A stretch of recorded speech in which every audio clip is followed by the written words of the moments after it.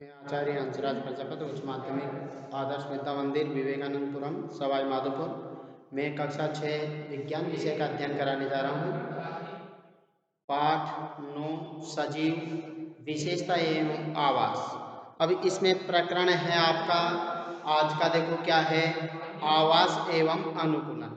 यानी किस आवास में पशु पाया जाता है या जीव जंतु पाया जाता है या सजीव पाया जाता है, क्या उसकी विशेषता है, उस आवास में रहने के लिए क्या उसका शरीर कैसे अनुकूलित करता है, इसके बारे में अपन पढ़ते हैं। तो देखो अपन ने पहले जलीय आवास में रहने वाले जंतुओं के बारे में पहले वाले वीडियो में पढ़ा था कि जलीय आवास वाले यानी कि समुद्र में पाए जाने वाले कैसे रहते हैं, समुद्र में क्या होता है, कौन पाए जाते हैं, मछलियाँ वो खारे जल में पाई जाती है। मरुस्थल के बारे में भी अपन ने थोड़ा बहुत पढ़ा था। अब आगे देखते हैं, देखो समुद्र तथा मरुस्थल भिन्न भिन्न प्रकार के परिवेश है। यानी कि समुद्र है, एक तो समुद्र है और एक है मरुस्थल।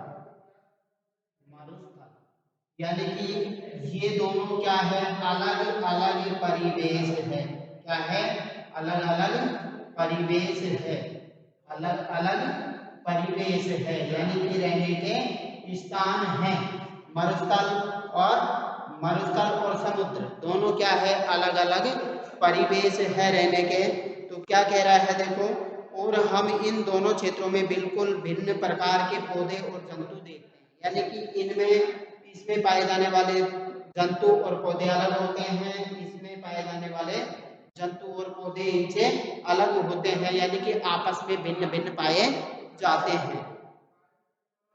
क्या ऐसा नहीं है? आइए, दो भिन्न प्रकार के परिवेश मरुस्थल तथा समुद्र से दो जंतु यानी ऊंट तथा मछली का प्रेक्षण करते हैं। यानी कि इसमें से तो किसको ले रहे हैं अपन, ऊंट को ले रहे हैं। किसको ले रहे हैं? ऊंट को। इसमें से किसको ले रहे हैं? मछली को ले रहे हैं। किसको ले रहे हैं? मछली को। यानी कि ऊंट और मछली के बारे में बात कर रहे हैं। मरुस्थल में से ऊंट और समुद्र में से मछली की बात कर रहे हैं आप।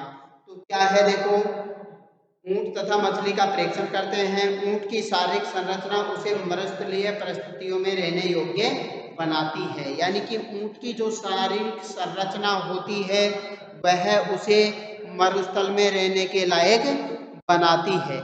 ऊंट के पैर लंबे होते हैं। ऊंट के पैर क्या होते हैं? ऊंट के पैर, ऊंट के पैर क्या होते हैं? लंबे होते हैं। क्या होते हैं? लंबे होते हैं।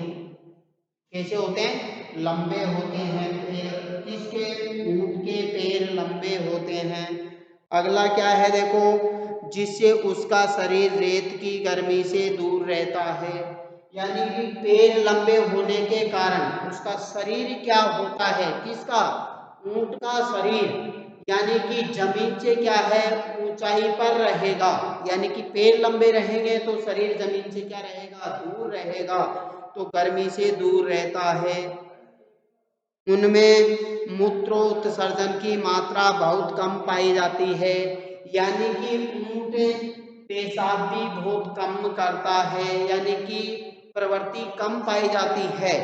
यानी मूत्रो उत्सर्जन, मूत्रो उत्सर्जन यानी कि मूत्र का उत्सर्जन, मूत्रो उत्सर्जन, मूत्रो उत्सर्जन, सर्जन यानी क्या है इसका मतलब? मूत्र का उत्सर्जन, मूत्र का उत्सर्जन कहने का मतलब क्या है? पेशाब करना। क्या है? पेशाब करना, पेशाब करना, पेशाब करना। क्या है? पेशाब करना। किसका? यानी कि ऊंट में मूत्रो उत्सर्जन की प्रवृत्ति क्या पाई जाती है? कम पाई जाती है। यानी कि पेशाब कम करता है। क्या करता है? पेशाब कम करता है, पेशाब कम करता है। ऊंट के पैर लंबे होते हैं, इसलिए गर्मी से यानी कि दूर रहते हैं, जमीन से दूर रहते हैं और ऊंट में क्या है, मूत्र का उत्सर्जन कम होता है। मूत्रोत्सर्जन यानी कि मूत्र का उत्सर्जन कम होता है तथा मल शुष्क होता है। मल मल क्या होता है, शुष्क होता है। कैसा होता है, शुष्क होता है। शुष्क का मतलब यानी कि सूखा हुआ, ज्यादा सूखा तो नहीं लेकिन बहुत ही टाइट रहता है, जिसको अपन कहते हैं पींगना। शुष्क यानी कि जो मल निकालता है वो कैसा होता है, सूखा हुआ होता है। उन्हें पसीना भी नहीं आता है, यानी ऊंट के पसीना कम आता है। पसीना तो पसीना क्या आता है, कम आता है, कम आता है। ऊंट के पसीना कम आता है, यानी कि ये इसकी विशेषताएं हैं। किसकी, ऊंट की। उन्हें पसीना भी नहीं आता है क्योंकि शरीर से जल का ह्रास बहुत कम होता है, यानी कि शरीर से पानी का निकलना, यानी कि पानी का बाहर निकलना कम होता है, इसलिए जल के बिना भी वे अनेक दिनों तक रह सकते हैं। यानी अपन ऊंट की बात कर रहे हैं। ऊंट मरुस्थल में पाया जाता है, यानी कि ऊंट के पैर क्या होते हैं, पहली बात तो लंबे होते हैं, जो उसको गर्मी से यानी कि जमीन की गर्मी से बचाते हैं। क्योंकि लंबे होंगे तो यानी कि जमीन से उसका शरीर क्या रहेगा, दूर रहेगा। दूर रहेगा तो गर्मी कम लगेगी।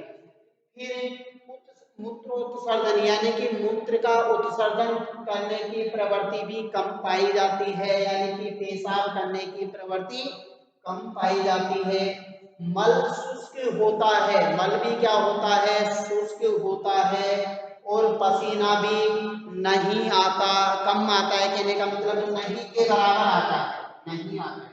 क्या है, नहीं आता है, यानी कि पसीना नहीं आता है। और ऊंट के पैर क्या है, रेत, यानी कि मरुस्थल में क्या पाई जाती है, रेत पाई जाती है, इसलिए यानी कि ऊंट को चलने में भी आसानी होती है। क्यों, क्योंकि ऊंट के पैर क्या होते हैं, गद्दीदार होते हैं, यानी कि चौड़े फाबे वाले होते हैं। यूं चौड़ा, यानी कि यूं चौड़ा रहता है ऊंट का पैर, यानी कि ज्यादा क्षेत्रफल को घेर लेता है, इसलिए धंसता नहीं है जमीन में। तो ये ऊंट की क्या हो गई, विशेषताएं हो गई, जिसके कारण ऊंट कहाँ पाया जाता है, मरुस्थल में पाया जाता है। अब अपन बात करते हैं मछली की। किसकी बात करें, मछली की। कौन से परिवेश की, यानी कि समुद्री परिवेश में पाए जाने वाले यानी कि जीव या जंतु, किसकी, मछली की बात करते हैं। किसकी, मछली। तो मछली कहाँ पाई जाती है, समुद्र में। किसमें पाई जाती है, समुद्र में पाई जाती है। कहाँ पाई जाती है, समुद्र में। तो क्या कह रहा है, आइए विभिन्न प्रकार की मछलियों को देखते हैं। इनमें से कुछ को चित्र में दर्शाया गया है, परंतु इतने अधिक किस्म की मछलियों को में क्या आपको इनकी आकृति में कुछ समानताएं दिखाई देती है। यानी कि मछलियां कई तरह की होती है, यानी कि एक सांप जैसी भी होती है, एक यानी मछलियों के कई प्रजातियां पाई जाती है मछलियों में भी। तो अपन क्या कह रहा है, क्या आपको इनकी आकृति में कुछ समानताएं दिखाई देती है। इन सभी का शरीर धारा रेखीय होता है। कैसा होता है, इनका शरीर कैसा होता है, धारा रेखीय होता है। मछली का शरीर क्या होता है, धारा रेखीय होता है, यूं होता है शरीर। मछली का शरीर क्या होता है, धारा रेखीय होता है, यानी कि धारा के अनुसार होता है। यहाँ इसके क्या पाए जाते हैं, पंख पाए जाते हैं, यहाँ भी पंख पाए जाते हैं, है? और यहाँ भी उसके दो पंख पाए जाते हैं दोनों साइड। तो ये क्या कह रहा है, धारा रेखीय होती है मछली की आकृति। इसकी चर्चा हम अध्याय 8 में कर चुके हैं।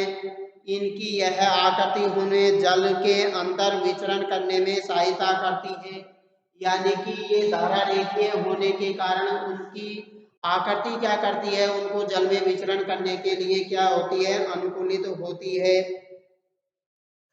सहायता करती है। मछलियों का शरीर चिकने सल्कों से ढका हुआ होता है, यानी कि मछलियों के शरीर पे क्या पाए जाते हैं, सल पाए जाते हैं। क्या पाए जाते हैं, सल्क पाए जाते हैं, चिकने होते हैं, छोटे छोटे होते हैं, यूं छोटे छोटे क्या पाए जाते हैं, सल्क पाए जाते हैं। क्या पाए जाते हैं, सल्क, जिनको अपन छोटे भी कह दें, क्या कह दें, छोटे, हल्के हल्के छोटे छोटे या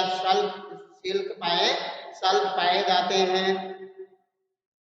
ये सल्क मछली को सुरक्षा तो प्रदान करते ही हैं, साथ ही उन्हें जल में सुगम गति करने में भी सहायक है। हमने अध्याय 8 में चर्चा की कि मछली के पंख एवं पूंछ चपटी होती है, यानी कि ये पूंछ होती है वो क्या होती है, चपटी होती है।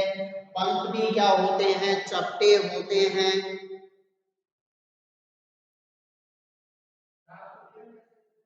जो उन्हें जल के अंदर दिशा परिवर्तन तथा संतुलन बनाए रखने में सहायता करते हैं। यानी कि ये पूंछ किसका कार्य करती है, दिशा परिवर्तन का कार्य करती है। मछली की दिशा को परिवर्तित करने का कार्य कौन करती है, उसकी पूंछ करती है।